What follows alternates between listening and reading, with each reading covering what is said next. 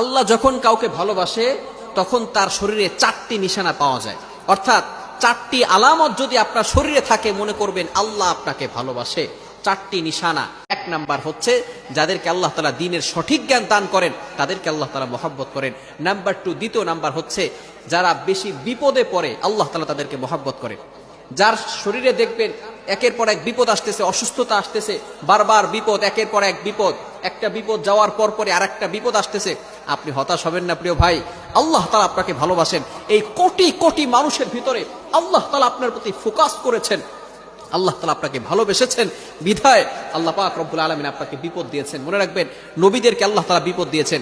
ইব্রাহিম আলাইহিস সালাম খলিলুল্লাহ এবং মিল্লাত আবিকুম ইব্রাহিম, যিনি সকল মুসলিম উম্মাহের সকল মুসলমানদের পিতা এবং সকল মুসলমানদের লিডার নেতা, সুতরাং ইব্রাহিম আলাইহিস সালামকে আল্লাহ তাআলা সবচেয়ে বেশি কষ্ট দিয়েছেন।